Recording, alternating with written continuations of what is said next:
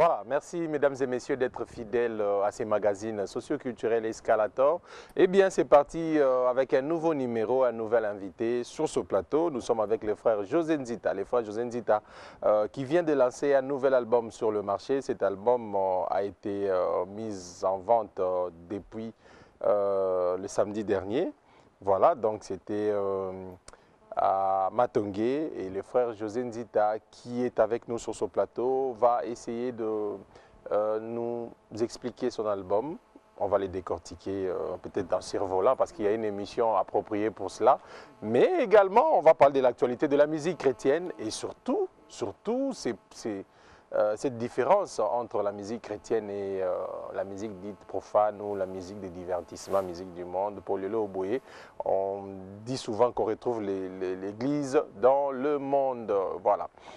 Mesdames et messieurs, des clips tout à fait neufs que nous aurons à vous proposer. Également un condensé de l'ambiance qui avait régné le jour donc, du lancement de cet album.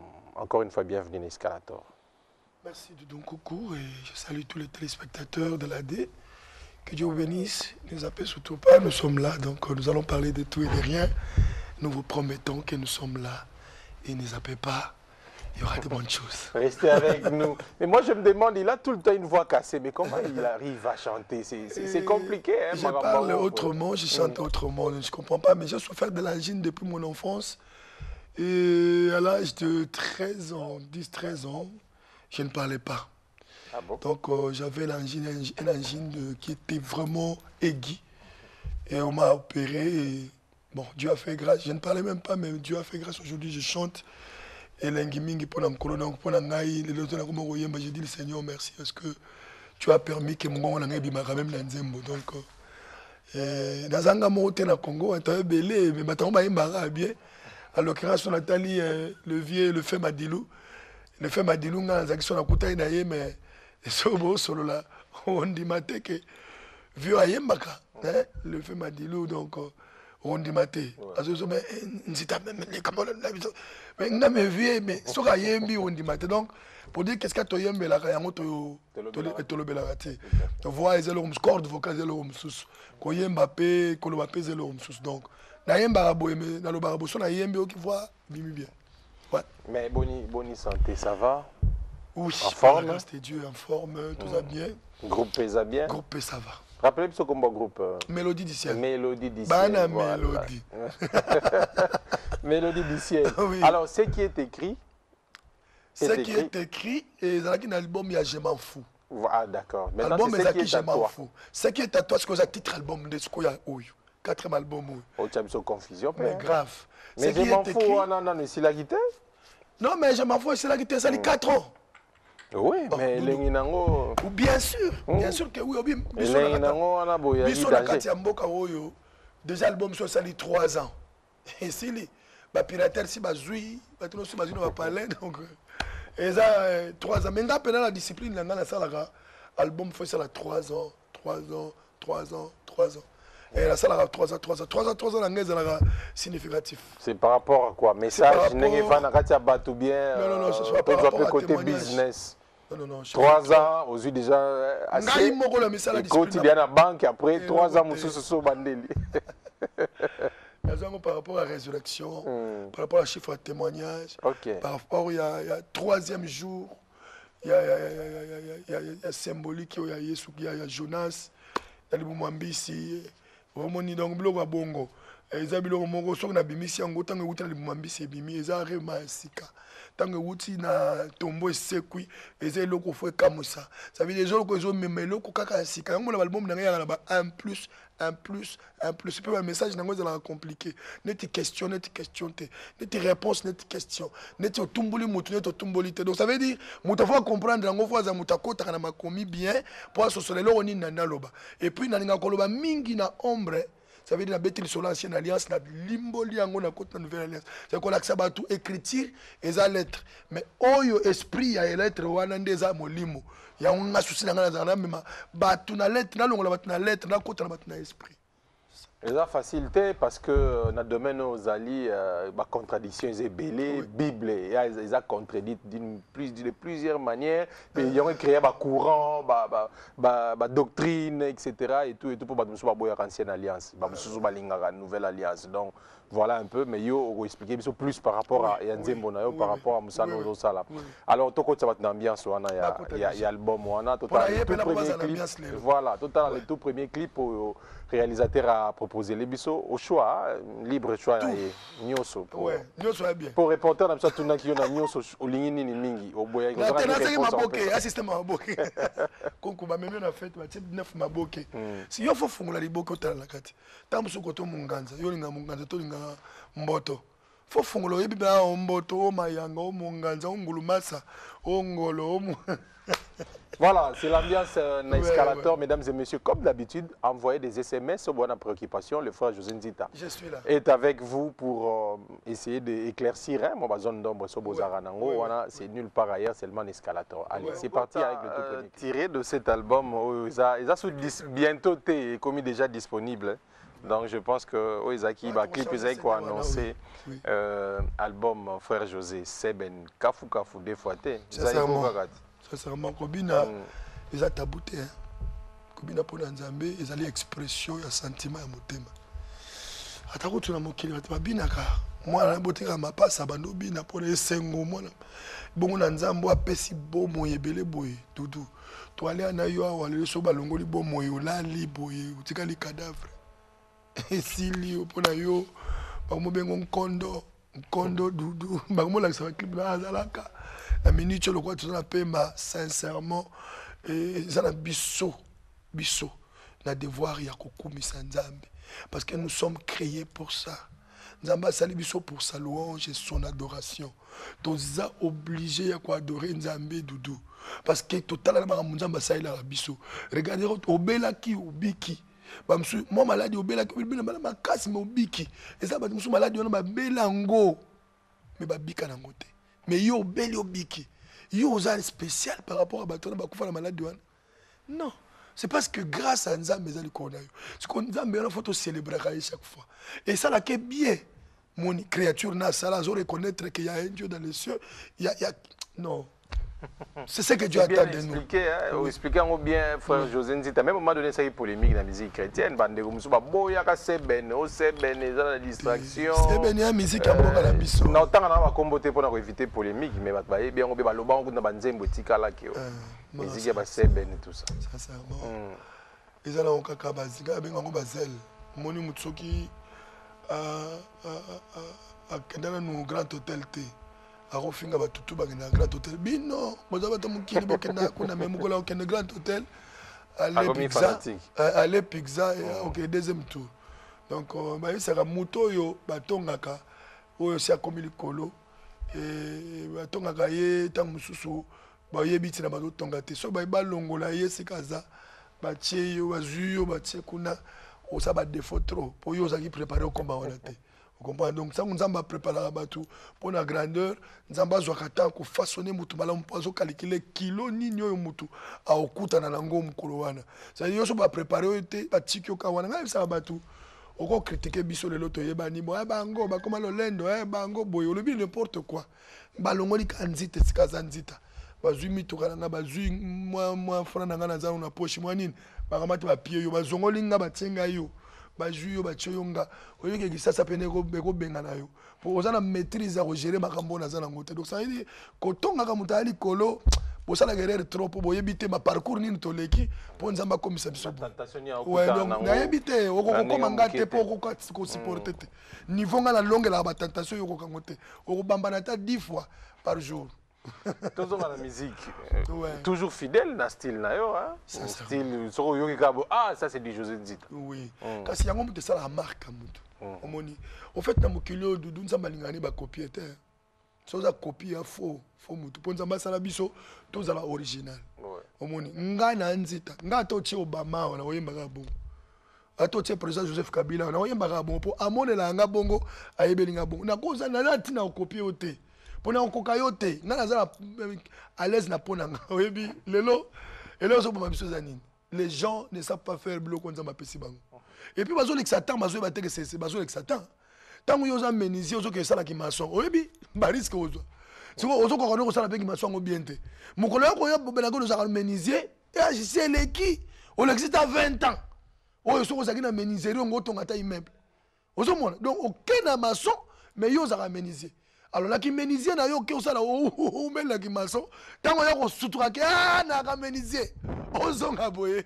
Ba menuisier nyos wa changer ba comme la révolution de la modernité, ba comme la machine. Yo ozo ngana bilo nini. Ba bire na ba polémique tes frères José. Ma texto est déjà belé, mesdames et messieurs, bengate plus beaucoup de SMS net aux occasions à retransmettre la préoccupation à Bino. Mais est-ce que quelque part ils appellent monotonité qui José Nzita wana kaka toyo kaka 4e album lelo. 4e album, kaka même style, kaka. Non, so Hollande album ba symbiose trop. Na yembisi kutubasi. Ngana na yembisa basi te mais na yembisi basi. Donc pour moi que mbaloyo to innover yembisi basi na tendance kaka ya oyo lelo actuel te eza style na kaka musique style na kaka mais na cotiser na symbiose na cotiser na style ça veut dire mungongo mwasi eyembi style na ngai omoni mungongo mwasi eyembi style na ngai vous comprenez donc yango nde eza vraiment moi ba couleur asike ba comme na musique omoni dudu musique to sala koyo na kamora omoni bato yo bazaka wana aza musique na ye mais ermo moni musique a mutu mususu ye pa na betana mne kwa ye te wana yango te tango zo sala bongo obimi na vision na yo et so obimi na vision na yo attends na moi shit mo lobi po nzelo zo tambola lobi oyebi yango te bato bakota wana bayebi msu mabulu ayebi kota sotaka yo kote na style wana oyebi kote basotela te mukolo kuta libulu boy yo fotika na wana odindi donc sala oyo nzambe atia na mutema na yo kosala ngai musique na ngai yo soki balinga ngo ka 5 na Congo na kobeta ngo kaka bolinga ngo ka 5 na Congo wana so bolinga ngo bozala 1000 na Congo kaka 1000 personnes balinga musique wana nde na betela ka bango et je sais que message na ngai ke na kala 1000 personnes wana tamsu bango ka nzamba pesa nga po ngana nana teya siko na keno luka na keno teya o ba pesa ka 1 million nzamba tinga kuna te boyimbo ekola to kolisa mbongo te problème c'est ça to sala nde devoir o nzamba pesi biso mbongo eza elandaka biso. Pasteur Serge Atouni, Serge Kanyanga na église ACV abi condition pour que betela. Condition za rappela te, pesa transport na kena ko beta pour moi na pumbo ya te. Kasi teningi ala o mo transport wana bo mo bata makana si ma transport. Transport. Ma pour mo na batala ka José Nzita transport ni ba pesa. Te yoka. So o pesa transport. Na epse montant transport o pesa ngo za TV. To solo ni na biso na PC aina beti. Yo ngasi moto akabaka. Bomba mala simandako mutu akabaka soki otala ye osanti kakabaka mutu pa kabaka te soki otala osanti oyo akabaka te ozomona donc okaba ezalaka eza don donc so mutu akabaka na ye osanti kayambi yo d'abord na esekeli na yo na nde bosilisi na ndenge azopesa yo enveloppe osanti mpe oyo mpe nalingaka bato akabaka mais mosu akabaka mpe te osanti mpe nake no ndenge azopesa enveloppe yo mobi na yo akabaka te ok mais bafrançais babi les bons comptes font des bons amis ozomona ntango ozosunga bato bien bato mpe bakolingo mingi en réalité mokili oyo eza mokili ya baintérêt papa nanga na bisa yo mokili ya baintérêt mosala yesu akufa na intérêt et intérêt yesu akufela eza mpo aganye biso nyonso tokota lola emoni biso mpe tolingaka yesu na intérêt tolingaka yesu eza mpo abikisa biso na bamaladi mpo tokota mpe lola apia biso mbongo baprotege biso contre bato bademo balandaka biso yango baintérêt eloko moko te esalamaka sans intérêt yesu akufa na intérêt biso mpe tolinga yesu na intérêt donc koyemba nanga na koyemba naza na intérêt ya royaume de cieux intérêt mpe mwa bana bazwa lipa so bana bazwi mpe lipa te lolo nayembi ofele lobi nayembi ofele babengani nga na ndako bana balongbengi nga na classe yo moto liboso otonga nga asalaka succès metala ndenge azokufa ozomona donc soki yo osungi mpe te ekosimba te donc eza kaka likambo ya compréhension entre moi na bapasteur entre bamusicien na bapasteur. D'accord, frère José, on peut sa numéro na une souke émission, mais tous on a régie, total ambiance et régné qui na matongé. Lors à lancement, il y a bon mot, donc on a moni bateau belé baya qui na nenga mouké. Et puis la terre qui a jeté. C'est vrai, hein? Oui, OK. Donc kabolanda mboyo teka ki wana. Pour biso faut tika ce pourcentage. Allez, c'est parti, total ambiance et régné qui na matongé.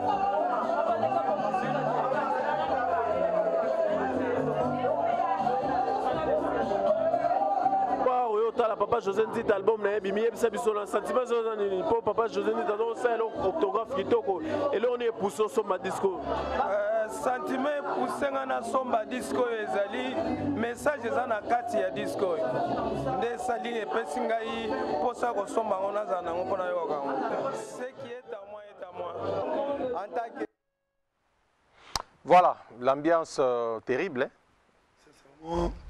Et ça l'a fini so monibo inde bat bazo yamba elo wasika mais elo na oloba ko sala ngai loko eza dur eza eloko nzambe sa prédestina kala uta mokilezana note dudu nde tozali awa eza na mutu moko amisala te nzambe muta sala biso pe nzambe muta pesa biso tozana ngo na kama bato basala lolendo na eloko nzambe apesi bango nzambe soka pesi eloko eza na tino sala ngo lolendo te po azana capacité obotola ngo er no swalingi ngai na mona kaka eloko ezalaka abstrait na vie nanga ekomi concret eloko ezalaki na kati na nzoto ebimi lelo nakumisaka nzambe effort moko te na sala pona koma nzita lelo nzambe ye moko aloko tangaka bongo akomisinga wala komi lelo par sa grâce effort moko na sala te donc tala tala biloko abona baka nga nani pena po nzambe asalelanga boye.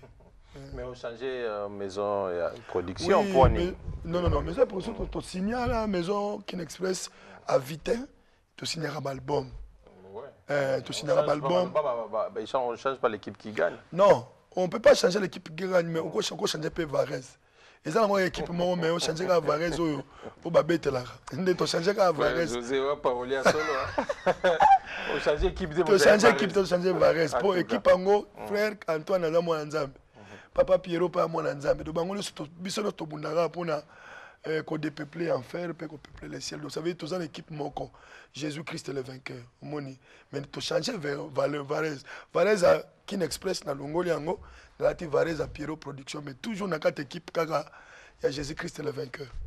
Alors to kota na message où ils ont un album on sait d'abord combien de titres oui. Et puis les messages clés, ils ont exactement. C'est vrai que nous avons clair sur votre baillot qui est en dit moi histoire, moi l'issapo et tout, mais bon. Ouais, ça c'est exactement. Ils ont pénal l'issapo. Bon, ça va. Ils ont un message très prophétique pour la Mboka Nabiso, très prophétique pour la vie à Mboka Nabiso. Ce qui est à toi, ils ont vie à Motumobimba.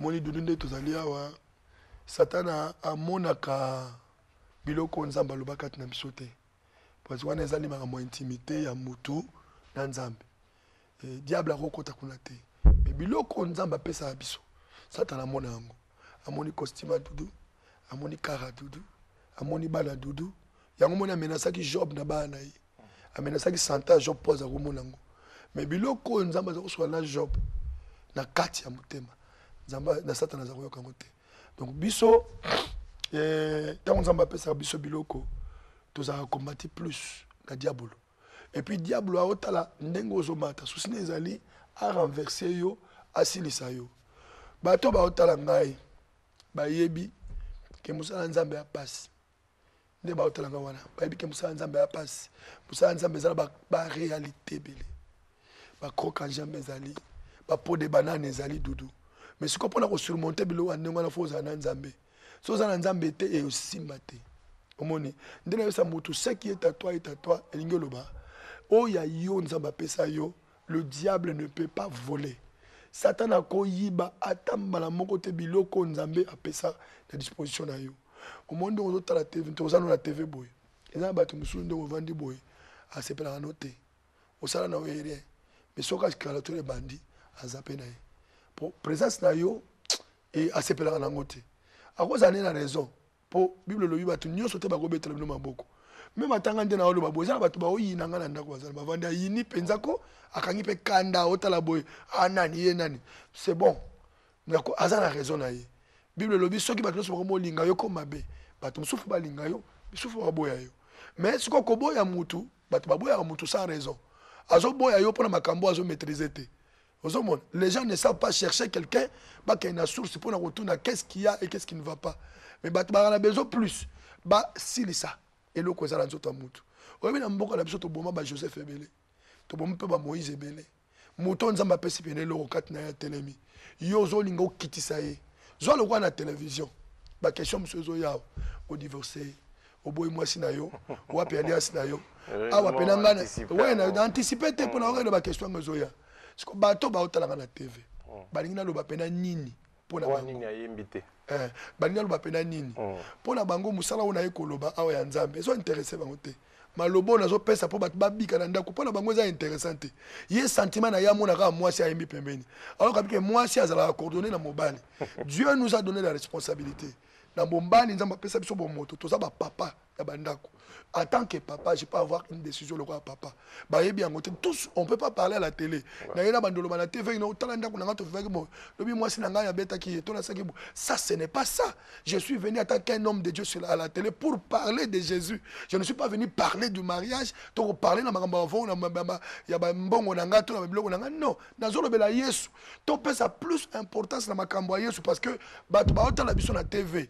misusu basambela raté misusu baza baate misusu bakombataka Yesu balukaka biso wapika na TV elelo bato bazokufa mingi na télévision basali na nzambe bazokufa mingi na télévision ok ce qui est à toi eza nini biloko nzambe atiaka na kati ya Joseph papa Doudou Joseph bapesi ye Tidiki et pas Jacob et bato bazako yina ye ba grand frère na ye kaka moni ba grand frère na ye elelo soko tali boye église tokomi kombati ka na église muta oyino ka na église muta zo da akitso ka na église yo imagine so poser la question moka mabe yawa nga la répondre mabe siko bat ba yini nga la ndako pona yo ozwa nini intérêt ni yo gagner no gagner par rapport ya kombo Yesu to ko tombola on a question na yo ozomo anteke to kitsa Yesu de plus to luka plus yo so mata to lega to pesa ba numéro de téléphone mais on dirait bato basaka na nko omoni armon le na TV souci na poser ka question moko ko conduire yo oyo ko sala bien te pour bato ba yeba qu'est-ce qui se passe olingo ramener bato ba bunga na idée yo ye nango ba kende plus la ba futilité alors que la vie éternelle n'est pas le mariage la vie éternelle n'est pas le manger et le boire la vie éternelle c'est connaître Jésus et à faire la volonté de Dieu. C'est ça la vie. Voilà les messages aussi où ils ont la maboko frère José pour la sincérité na bravoure expliquer peuple de Dieu parce que la plupart des questions dans texto et tourner autour de ça alors c'est pas ça l'important. Ce qui est important, ils ont ailleurs, ils ont la donc vraiment, je suis désolé. Ils veulent seulement mettre ma vie privée bateau. Mais c'est quoi ça? Et le quoi les anatines biso toto bela Yesu na yeko pesa message à Jésus je vais donner mon numéro c'est clair 5 numéros na ngaso za frère en Christ demande-moi mon numéro na suko yebisinga et puis Yesu alobaki na biso abiye quand tu vois ton frère na problème appelle-le luka epembeni mais Yesu alobaki te so moni ndeko na likambo tonga yete wala bo bima libande yango moni bagera ba pasteur comme na église bagera ba pasteur na TV bagera ba génération na télévision to sambusa plus Yesu Christ et quand nous faisons ça bato ba otala biso bandima Yesu te bazo critiquer Yesu évangile les autres qui ta puissance et le diable technique ne communine a sambusa bato nyoso ba simbi drapeau à vérité Yesu po évangile za la suna kilote ba tutang ba côté ya bandima lisusu te et po ba culte suke ba ndomata ba occultisme même mata biloko ni mata ale Yesu akita donc azape chrétien na ndako mais ils ne savent pas ça que biloko ngo toza combat na biso nda ngwana mais je suis ton frère si tu as un problème avec moi cherche-moi à la maison ici je suis venu annoncer Jésus yo zelanga tika na hote ya Yesu pona beno betro masolo ba costume nanga qu'est-ce que ça a à voir avec ce qui est à toi est à toi. Oui, ça, frère José Nzite. Donc, voilà, on salue plaisir, na ba téléspectateurs rebellés et puis na ba tenir en haut, aux gens qui sont en tant que Moïse, égyptien. C'est symbolique. Ils ont tenu ya ba égyptien, mais mutalata qui en zaki juif. Na la yembeli ba égyptien, na la dit tenir le col à Joseph na kat Égypte, Safnat Panéa. Donc mutoyo azaki juif. Mais comme premier ministre na mboka na yete et asali ke libotani nyonso ebika na nzala oye kotaki na kana papa na ye bandeko na ye o ba rejeta ki ya ona so ba to boaka to teka ba Moïse na mboko boke ba boma ba Moïse na ba Joseph mboko boko zanga kote boko ni la lipa boko zanga po nzambe apesa bato grâce lelo soki bozo ndima solo ke to ba na nzambe to dimami na nzambe pe makambo toloba ke ute pa na nzambe boza na droit yako checker yako juger biso dans selon ndenge bino mozo kanisa et bien opesa biso de confiance ça veut dire ozo juger au pembeni mais oyeba ke ndenge tozali awa toa banzambe te mais toa batu na nzambe. Ça veut dire mutu lokola mutu azala ba erreur na ye, mutu lokola mutu akoza ba défaut na ye. Joseph tamba boaka ki en Égypte papa. Babaka ki teke pa Potiphar. Bakosi tata na bango ke nyamale pakoli la mane tiniki mafuta bake pesa tata na Jacob. En réalité ta Jacob alelaki mwana ete alelaki nde ntaba wana oyo amataba bomaki wana omwana kufaki na ete yalelaki nde ntaba mafuta ntaba wana batiaki likolo elamba yango Jacob alelaki ok ebemba ya Joseph ezaki nango te. Donc vraiment eza ba biloko mususu oyo lobamanga na nzota basala na nzambe eza pena yango te. En réalité c'était pas la mort de Joseph, c'était la mort ya ntaba wana oyo babomaka eza liwa ntaba oyo Jacob alelaki bakosi tata na bango aleli ntaba butu mobimba nzoka mutu aleli eza ngo Joseph te.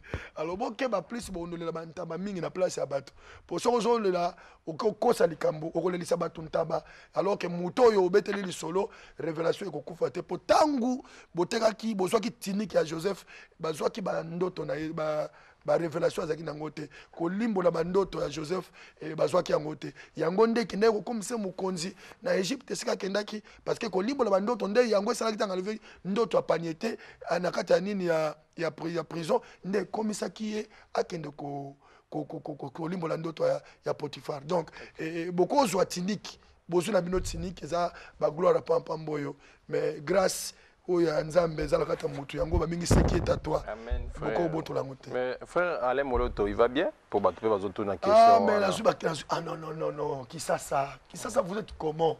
Kabagata ya monument lokola papa Alain Moloto akufa bino boye baté vraiment so. Pourquoi bozo kunda biso avant boye? Pona nini? Na zuba texto plus de 4 b 5 personnes. Mikolo uto le ka o Mike Kalamba ibakangene bembe na kata mutoka Mike Kalamba ya sentemo na bato batie na prison ya mineur.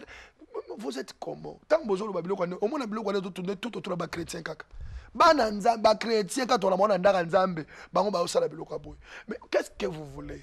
Qu'est-ce que nous tuer tous, nous exterminer? Bon, nana koyemba, bon, soto tiki yo moko kasi. Yo moko musicien, ozo sala bongo be yo moko pasteur, ba kabelo Congo mobimbote yango ti na ba frontière. Oko côté ya bango, les grâces sont partagées papa. Donc so luka o supporta ka ba grâce baninga, o reconnaître ba grâce baninga. So ki ozo nga ko étouffer ba ko boma ba, ce n'est pas bien. Mukolo pezali ba ko boma yo. Bamusu bakanisa lokola tango asali defo bamoni yango na note ya aza mutamakasi mais mko defo no bakomona yango yo ko bambana plus koleka bato yo sekaka. Donc luka plus o garda ba témoignage ya malamu ya bato pe o lobaka malamu pona bato kozala kaka mutako lobaka mabete ale moloto aza malamu ngana kuto cheke akufite uti wapi papa alanke ndoko bondo moma avant adorateur Nabino, au beaucoup misaka. Merci. Donc, aux réponses que Azan a envie. Il y a un frère qui a dit, bon, d'abord une sœur à Brazzaville, sœur Olga, a dit continuer de changer tous les Nzambe. C'est bien, mais frère Monga Lobi a dit contre ma réponse na oté, mais il y a juste que Moussa Nzambe tambola rapena ba témoignage avec de bons témoignages. Sincèrement, un bon témoignage ba jija ngo so kuta ina mutu. Mais le mal na ka ça c'est années ba yo ka trop. Qui ça c'est au Kamingi. Moi, tu vois, on a plateau de fabriquer information. Hein? Tu le dis, RTNC Tumbami. Voilà.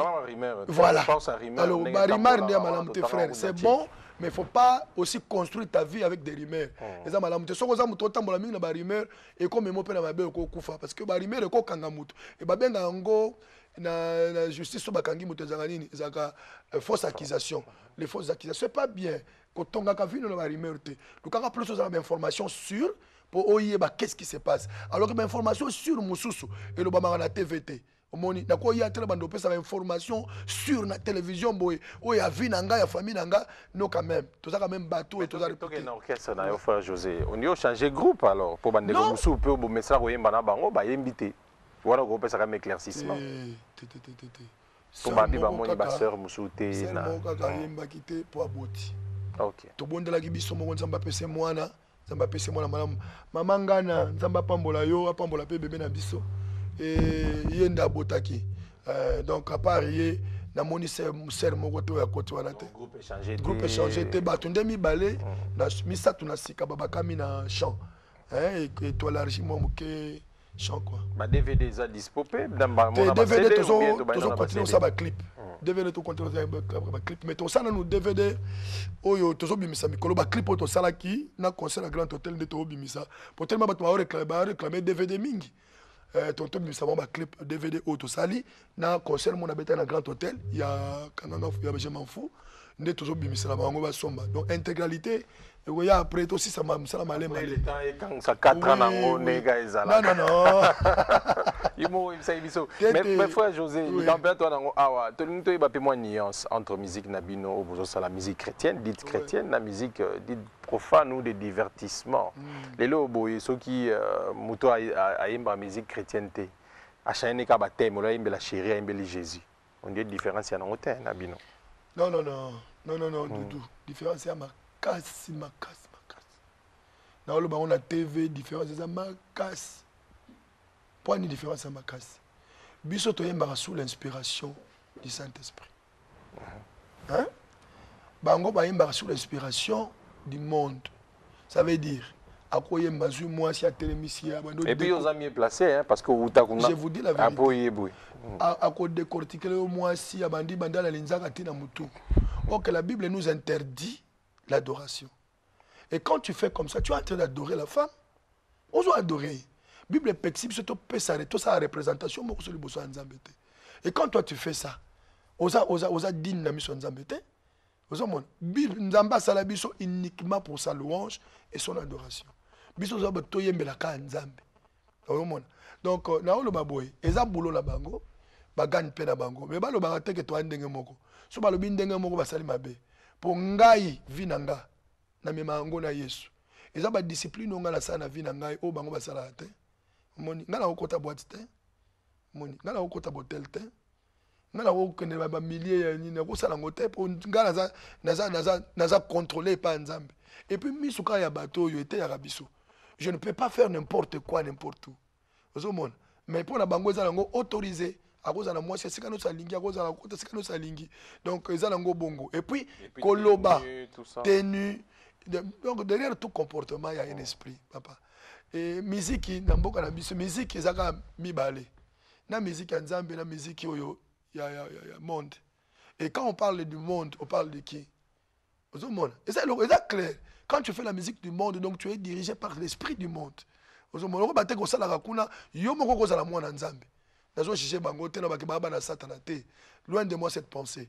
Yo moko ozala mwana nzambe mais tozo yemba musique ya satana. Est-ce que mwana nzambe ko bimisa maloba ya mabe na munoko na yeto nzete ya savoka ko bota manga. Sikoyo allez-y comprendre. Yo moko sala sikoyo eza jugement te mais nazo pesa bango le kola bato nzamba sala eza ba critique normale. Talango sikoyo bon ngana mwana nzambe c'est vrai na mwana nzambe na beta ande musique ya mukili. Na beta ande ndula mukili c'est vrai. Ce qu'on a tango olobaranine tango beta ndula mukili. Parce que nous chantons Jésus, nous glorifions le Seigneur, nous ramenons les gens vers le Seigneur. Toi même bango bandimela Yesu Christ babika. Mais toi ta musique ça la rende nini. Ezo longola batu na nzambe, to ezo ngisa batu pa na nzambe. Et ma batu na lola oza siri que soki oyembi yango batu akelola, to batu ba kende vers la bière, vers l'impudicité, vers le crime, vers la masturbation, vers biloko excitera biloko wana. Donc derrière tout comportement, derrière toute musique plutôt il y a esprit na simanango. Donc esprit ya nzambe bien esprit mususu. C'est quoi to qui to tika na musique chrétienne. Surtout talipé comportement la musique chrétienne, on dirait vous commencez à copier vraiment ce qu'on voit dans le monde hein. De part peut-être des fois habillement et façon au procédé, business, tactique, technique, etc. Donc ils ont partagé même ma vie na yote. Omoni ils ont la guitare chrétienté. Ils ont la santé spiritualité. Ils ont la studio chrétienté. Ils ont ordinateur spirituel. Tout ça il a un matériel moko. Le problème qui s'oppose papa, ils ont les camoya fond. Et puis intention de ça la musique. Soubassement. Nous avons la motivation, nous avons motivé ndengeni. Musique nous avons par quelle motivation? Nous avons motivé na nini? Munga na la musique na nga ponzamba benga na yembela benzambe. Moni yo musique nous avons la motivation nini? Nga sala pena musique kate pona zwa mbongo. bien que bon, on a besoin. Mais nous faisons ça pour glorifier le Seigneur. C'est notre devoir. Il y a aucun sens. Mais Dieu nous paye d'une manière ou d'une autre. Mais la musique, ça là uniquement pour Zambon. Moni, azo salango business na ye. Donc voilà, ce qu'on peut c'est bon, on y a té. On peut se comprendre. Donc ça boulot na ye. Alors, dans le bâté, batika ko sala ba différence ya makasi. Pas ko sabi sauter. Puis on va ba nzambe to na église. Prévenez que musique wana so ko zo ngone une église moko boto comme na tango offrande. Obengi frère moi ko to kuna bon, on beta na offrande. Na église. Sincèrement, on a un scandale nini. Et quand ça la maman bou, on attend offrande ba bengi frère tel. Yaka allez beta la musique. Ba telemina ba petit momina ba ngonde ba wana ba bina. Na église. Je ne pense pas que ça la ma. Alors ba on peut ba yebi ke loko ane ko kota na église te. So tant ba so ko interdit dans kota na église. Et ba so kanisa nini. Ya bulo la bango me ya libanda. Ça veut dire okoza no mwana nzambe me OK baka. Tango sa musique wana okusamburbe parce que tango zo bimisa maloba wana pezo kangayo moni tango zo kumisa satana a côté na yo a pembe na yo a zo mon musique chrétienne ba frère ba sœur ba mobeta na ba kermesse alors que kermesse c'est ça début des boissons hein non mais oui non et c'est alcool et tout kermesse onga na kobeta ba tia boisson te ba tia boisson sucrée ba bengi ngai net babenga na accompagnement moni na mboko batie boisson sucrée balobi ya kobeta tango ngada na zoya les frères et les sœurs viendront. Oui mais wana yo batieli yo comme décor na yo na podium mais ba stand nyoso zara tout autour yo lo ba ngata ke bateka ba sucré Paul alobi j'étais avec les païens j'ai parlé comme les païens pour les ramener à la raison ezaki te kovanda wana pona koma lokwa bangote. Oui, bah, par exemple, nous qui m'a bango mingi. Ou gagner ta mogote, hein? Er mo ozo kota na kat na bango, neti yo mutu na bango, mais ça pour la bite ya obenda bango vers yo. Neti nga so na ke wana zo beta wana za te ko mona na tourner na ki baebo ki mais na teleme na pona yebisa batuke monde lo bo sala wana ya fo. Ngala na ki koto kuna menzamba zwinga donc nde na za boye vrai côté nde yango. Les accusations côté na bango so ba yebakate. Ils s'accusent. Ta ba benga na zo beta wana mais boza la culpabilité. Je parle de Jésus, toi tu bois la bière. Mais vous avez la culpabilité. Vous avez bien gagné dans le temps. Les enseignements, vous avez sincèrement, Doudou. Le troisième clip, le réalisateur a proposé Bisso. Après, le Bapé Masolo, il y a élection récente, il y a ACC. AMCC, il y a des conditions un peu. Mon boulot, hein. Totalement quelque chose de dire pas, mesdames et messieurs, Tokom Nasuka, ma soeur, la frère José Nzita. Tokom Nasuka déjà, donc, moi,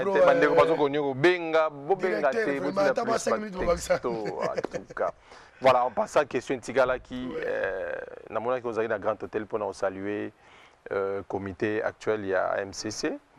Ça dit qu'il faut reconnaître en gros. Sincèrement, oui, il faut reconnaître en gros, parce que moni.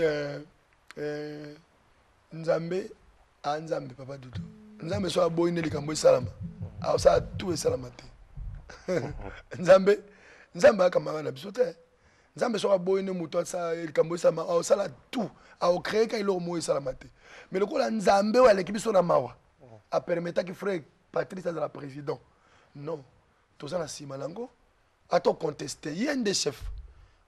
Donc pour mes alliés, tu vas contester parce que yo ont contesté pour bailler ba défaut na yote.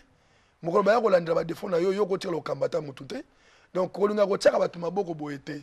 C'est un frère que nous avons choisi et tozo ndima musala na ye, tozo ko appuyer et asala musala na ye kitoko ma mosili. D'accord. Ba sa nga silinga to comme na suka me ba question bien zoya. Oui, en tout cas babi album est-ce que bini susu est-ce que bina no pesa respirer pour bi tout inspirer.